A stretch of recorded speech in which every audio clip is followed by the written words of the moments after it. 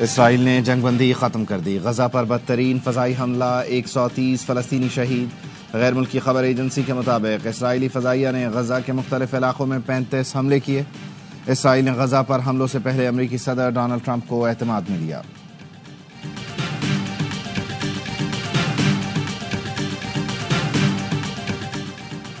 دہشت گردی کے خلاف ملک کے تمام بڑوں کی بیٹھک آج ہوگی۔ پارلیمنٹ کی قومی سلامتی کمیٹی کا ان کیمرہ اجلاس 11 بجے ہوگا۔ ملک میں سیکیورٹی کی صورتحال کا جائزہ لیا جائے گا۔ وزیر اعظم، وفاقی وزراء، عسکری قیادت، سیکیورٹی ایجنسیز کے حکام شریک ہوں گے۔ عسکری قیادت پارلیمانی کمیٹی کو موجودہ سیکیورٹی صورتحال سے آگاہ کرے گی۔ اسپیکر ایاز صادق کی زیر صدارت اجلاس میں صدر اور وزیر اعظم آزاد کشمیر بھی شریک ہوں گے۔ گلگت بلتستان اور چاروں صوبوں کے وزرائے اعلیٰ، گورنر، آئی جیز اور چیف سیکرٹریز بھی مدعو ہیں۔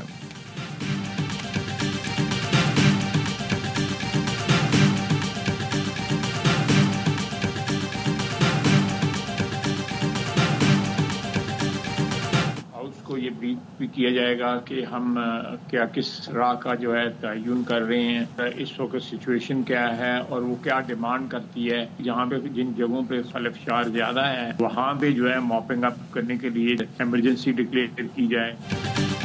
قومی سلامتی کمیٹی اجلاس میں بڑے فیصلوں کا امکان۔ جن علاقوں میں حالات زیادہ خراب ہیں وہاں ایمرجنسی نافذ کی جا سکتی ہے۔ کمیٹی میں تجاویز پر بحث ہوگی اور 2-3 دن بعد اس کا حل بتایا جائے گا۔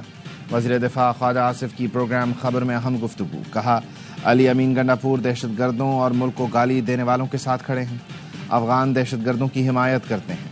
وزیر دفاع نے بانی پی ٹی آئی کو اے پی سی میں نہ بلانے کی وجہ بتاتے ہوئے کہا جس کو مذمت کی توفیق نہیں اس سے بات کیوں کی جائے۔ بانی نے بلوچستان کے موجودہ واقعات کی مذمت نہیں کی۔ تمام موضوعات پر بات کر سکتے ہیں، دہشت گردی کی مذمت نہیں کرتے۔ بانی پی ٹی آئی اپنے کارکنوں کو راستہ دکھا رہے ہیں کہ اداروں پر تنقید کریں۔ بانی پی ٹی آئی کو غرور ہے، انہیں کہیں کہ زمین پر آئیں۔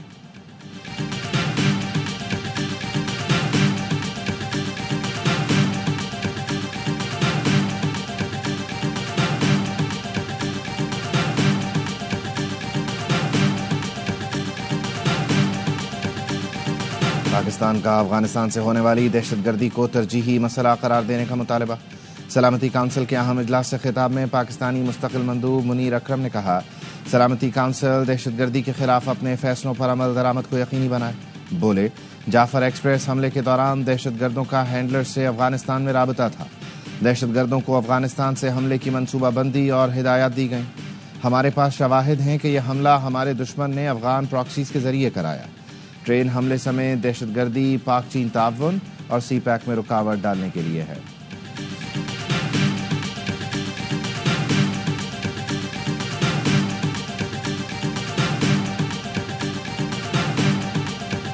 جنرل باجوہ سے تب بھی بات ہوئی، انہوں نے کہا جی یہ پروپوزل بنا تھا لیکن ایک بھی آدمی نہیں ہم نے ری سیٹل کیا۔ یہ اسٹریٹجی جو ہے دس پروپوزل کیم فرام باجوہ صاحب۔ باجوہ صاحب نے اپنی تقریر میں اسمبلی کے فلور کے اوپر جو انہوں نے کی، یہ اس کے خالق جو ہیں باجوہ صاحب، ہاؤ کین ہی ڈینائی کہ میں یہ پروپوزل نہیں لے کے آیا تھا۔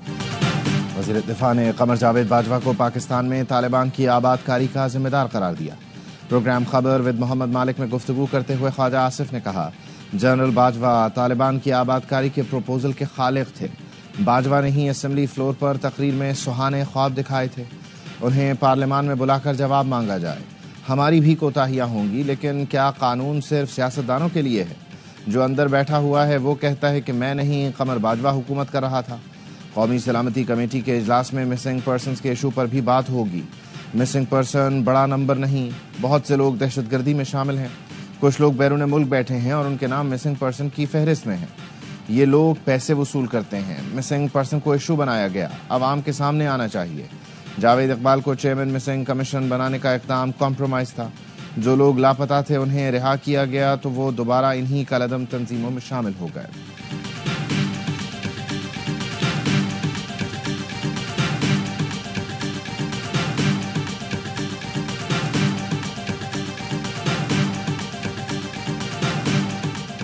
پی ٹی آئی کا قومی سلامتی کمیٹی اجلاس میں شرکت کا مشروط اعلان۔ اجلاس سے قبل بانی سے ملاقات کروانے کا مطالبہ۔ اسپیکر ایاز صادق نے حکومت کو پی ٹی آئی کا پیغام پہنچا دیا۔ اپوزیشن لیڈر عمر ایوب نے بھی اسپیکر کو خط لکھ دیا۔ بیرسٹر گوہر کہتے ہیں دہشت گردی کی بڑھتی وارداتوں کے پیش نظر اجلاس انتہائی اہم ہے۔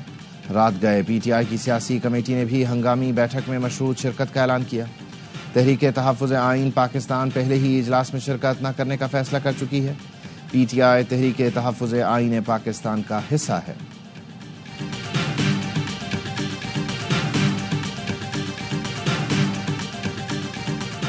خیبر کے علاقے توردرا میں سیکورٹی فورسز کا انٹیلیجنس بیسڈ آپریشن، 3 خارجی مارے گئے۔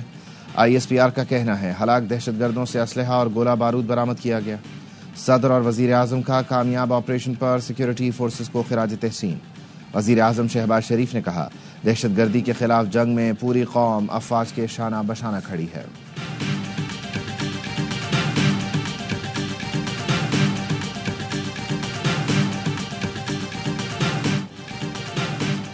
بنوں میں سی ٹی ڈی کا آپریشن، فائرنگ کے تبادلے میں 2 دہشت گرد مارے گئے۔ فائرنگ کی زد میں آ کر ایک شہری جاں بحق، دوسرا زخمی ہو گیا۔ بنوں میں صبح دہشت گردوں نے فائرنگ کر کے ہیڈ کانسٹیبل ارمان خان کو شہید کر دیا تھا۔ شہید کی نماز جنازہ ادا، پولیس کے چاق چوبند دستے نے شہید ہیڈ کانسٹیبل کو سلامی دی۔ ڈیرہ اسماعیل خان میں نامعلوم دہشت گردوں کی فائرنگ، پولیس اہلکار محمد علی شہید ہو گئے۔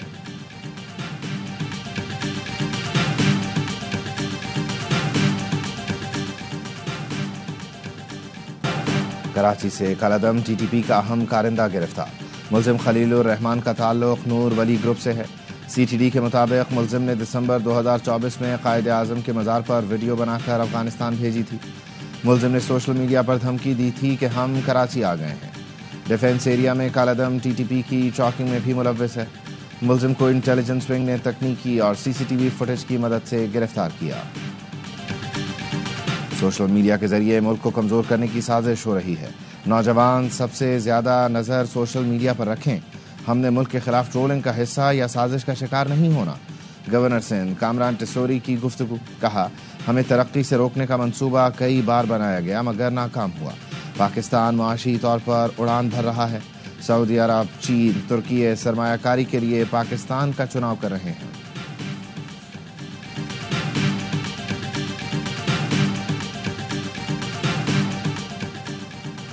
سفری پابندی کے حوالے سے کوئی حتمی لسٹ تیار نہیں کی۔ مختلف ممالک کے حوالے سے ویزا پالیسی کا سرنو جائزہ لیا جا رہا ہے۔ حماس اور دیگر کی حمایت کرنے والوں کے ویزا منسوخ کیے جا رہے ہیں۔ ترجمان امریکی محکمہ خارجہ کی پریس بریفنگ، کہا بزور طاقت امن کے قیام کی امریکی قوت واپس آ چکی ہے۔ جنگ بندی پر کام کر لیا، اب سیز فائر کا فیصلہ روس نے کرنا ہے۔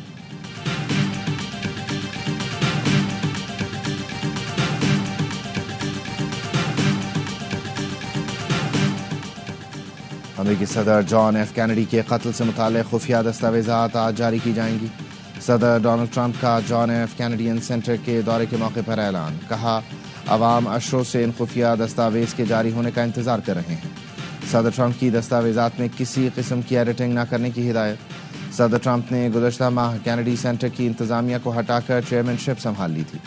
صدر کینیڈی کو 22 نومبر 1963 میں ڈیلس میں گولی مار کر قتل کر دیا گیا تھا۔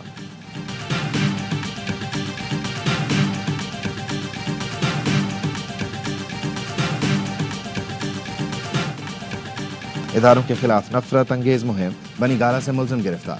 ایف آئی اے نے ملزم حیدر سعید کو بنی گالہ سے گرفتار کیا۔ ترجمان F I A cyber crime کے مطابق ملزم نے سانحہ جعفر ایکسپریس کے دوران اداروں کے خلاف منفی پروپیگنڈا کیا۔ ملزم کا 3 روزہ جسمانی remand Manzoor. P T I رہنما شیخ وقاص اکرم نے کہا بنی گالہ سے اٹھایا گیا نوجوان ہماری ٹیم کا حصہ نہیں، پی ٹی آئی کا حامی ضرور ہے۔ نوجوان موجودہ فسطائیت کے نظام سے نفرت کرتے ہیں، اس لیے وہ اپنا غصہ نکال رہے ہیں۔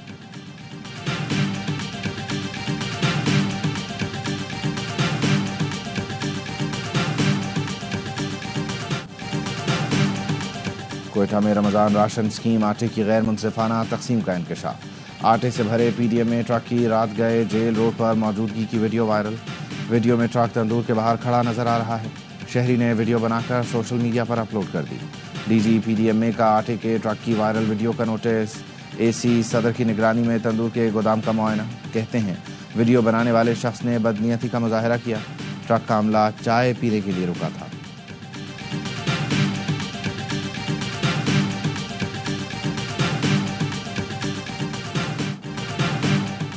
شوگر ملز مالکان کی معاہدے کی خلاف ورزی، چینی کی قیمتیں مزید بڑھا دیں۔ چینی ایکسپورٹ کی اجازت دیتے وقت حکومت اور شوگر ملز مالکان کے درمیان تحریری معاہدہ ہوا تھا کہ چینی کی قیمت نہیں بڑھے گی۔ چینی 170 تو کہیں 180 روپے کلو تک فروخت کی جا رہی ہے۔ شہری کہتے ہیں پہلے ہی غم کم تھے، اب چینی بھی مہنگی ہو گئی، لٹیروں نے عوام کو لوٹ لیا ہے۔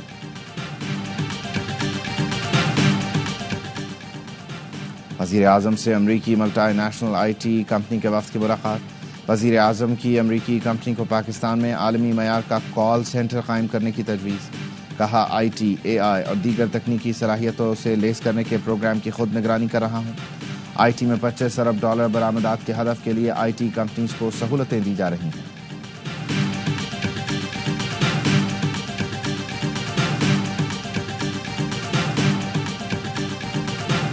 ہمارے وزیر اعظم صاحب فرماتے ہیں کہ مہنگائی کی شرح میں کمی ہو گئی ہے، اس کا کیا مطلب ہے؟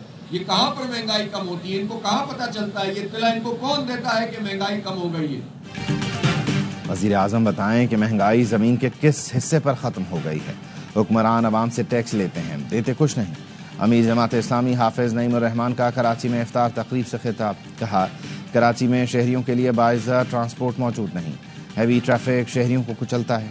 جماعت اسلامی کے ٹاؤن چیئرمین کو سندھ حکومت سے فنڈز نہیں ملتے۔ 9 ٹاؤن چیئرمین اپنا ریونیو خود پیدا کریں، شہریوں کو ریلیف فراہم کریں۔ عید کے بعد حق 2 تحریک شروع کریں گے۔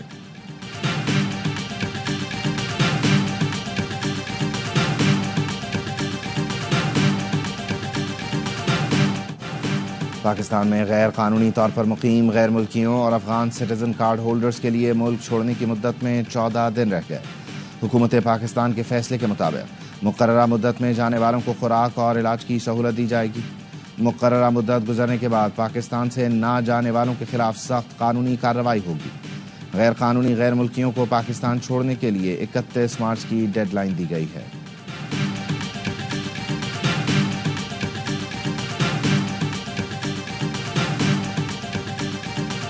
We have to get the industry back on track. Very soon the Prime Minister is going to give some relief to the business community on the power tariffs. IMF programme کے بعد معاشی شرح نمو میں اضافہ ہوا، مہنگائی میں کمی ہوئی، پالیسی ریٹ میں کمی کے معیشت پر مثبت اثرات پڑ رہے ہیں۔ وزیر اعظم کے معاون خصوصی ہارون اختر کہتے ہیں ہماری حکومت کو معیشت بہت بری حالت میں ملی، سرمایہ کار پیسہ پاکستان سے باہر لے کر جا رہے تھے، بجلی گیس کی قیمتیں بڑھانا پڑیں، ٹیکس بھی بڑھانا پڑا، لیکن آج تمام معاشی اعشاریے مثبت رجحان ظاہر کر رہے ہیں۔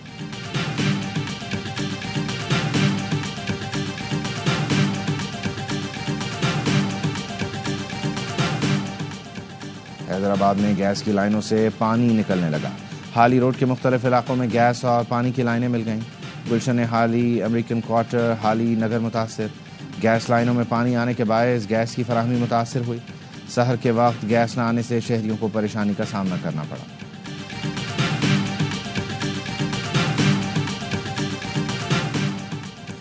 کراچی کے فٹ پاتھوں پر قابض عناصر کا جہانگیر پارک صدر کے قریب بلدیہ کراچی کے عملے پر حملہ۔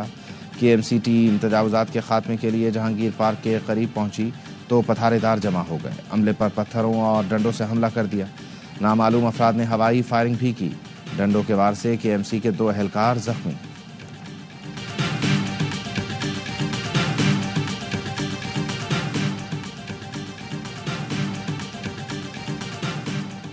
کراچی کے علاقے نارتھ ناظم آباد بلاک ایچ میں 8ویں منزل سے گر کر لڑکی جاں بحق، 16 سالہ لڑکی کی لاش ہسپتال منتقل۔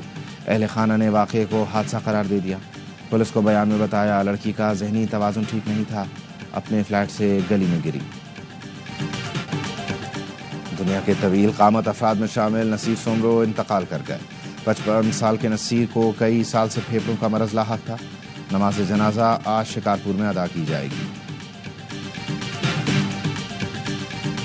میں اس کو ڈیکوڈ کروں تو چاند گرہن ہوا، اب چاند گرہن کے بعد یہ ہوا، اب آگے آ رہا ہے سورج گرہن۔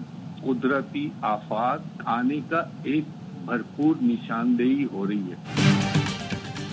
ماہر علم نجوم ہمایوں محبوب کہتے ہیں پہلے چاند گرہن ہوا، اب شہاب ثاقب نظر آیا، آگے سورج کو گہن لگے گا۔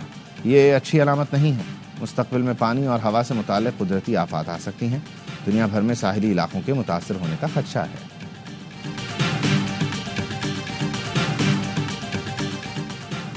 سربراہ پاک فضائیہ سے جنوبی افریقہ کے اعلیٰ سطح دفاعی وفد کی ملاقات، دفاعی اور تربیتی امور میں تعاون کے عزم کا اعادہ، جنوبی افریقی سیکرٹری دفاع کا تکنیکی شعبوں میں تعاون کی خواہش کا اظہار، پاک فضائیہ کی پیشہ ورانہ مہارت اور کامیابیوں کو سراہا، دونوں ملکوں کی افواج میں تعاون کو فروغ دینے میں گہری دلچسپی کا اظہار، جنوبی افریقی وفد نے اپنی فضائیہ کو اپ گریڈ کرنے کے عزم کا اظہار کیا۔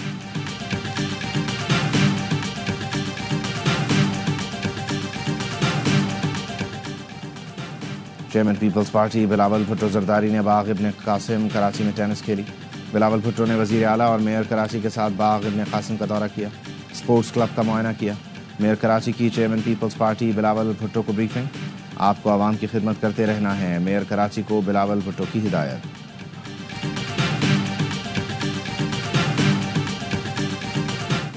دوسرے T20 میں پاکستان کا نیوزی لینڈ کو میچ جیتنے کے لیے 136 رنز کا ہدف، قومی ٹیم کے ابتدائی بیٹسمین پھر ناکام، حسن، نواز صفر، محمد حارث اور عرفان خان نیازی 11-11 خوش دل 2 رن بنا کر پویلین لوٹے۔